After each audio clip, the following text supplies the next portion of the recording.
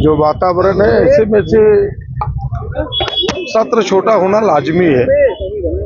पहले आपने देखा होगा कि सरकार ने 9 तारीख से ही सेशन आहूत की थी, लेकिन कुछ राजनीतिक उठापटक के कारण फिर सेशन को आगे खिसकाना पड़ा और अब लोकसभा चुनाव सामने है, कभी भी लोकसभा की घोषणा हो सकती है।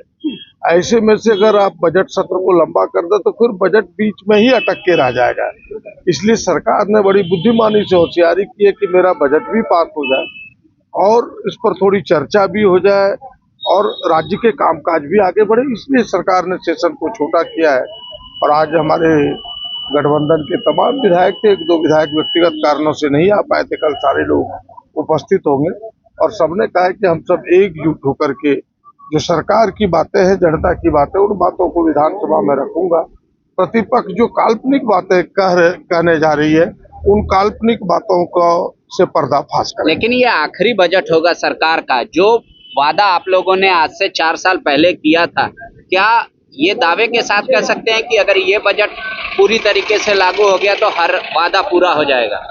देखिए, आपने देखा होगा कि पहला भाषण अगर मुख्यमंत्री जी का आपने सुना होगा कि भाई हम राज्य की कल्याणकारी योजनाओं को प्राथमिकता देंगे, सामाजिक कल्याणकारी योजनाओं को, और उस सामाजिक कल्याणकारी योजनाओं में सर्वजन पेंशन योजना, आबू आवास योजना, आपने देखा होगा बालिका समृद्धि योजना, तमाम योजनाएं प्रारंभ की है। थोड़े बहुत हम सब नौजवानों को जो पिछड़े हैं कि बहालियों में, हमें लगता है कि उसमें भी जल्दीबाजी सरकार कर रही है।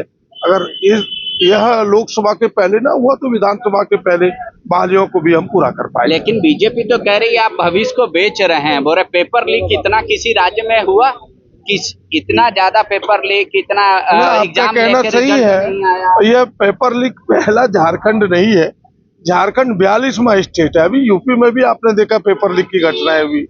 पेपर लीक की घटनाएं सभी राज्यों के लिए, देश के लिए चुनौती बना है।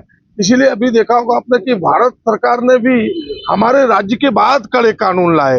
पेपर लीक केवल झारखंड सरकार के लिए चुनौती नहीं है, पूरे देश के लिए चुनौती है, सभी राज्यों के लिए चुनौती है। और मैं इस बात का पक्षधर हूँ, हमारी सरकार इस बात का पक्षधर है कि कोई पेपर लीक ना करे, नौजवानों के भविष्य के साथ खिलवाड़ न करे। इसलिए हम सबों ने कड़ा कानून लाया। Thank you.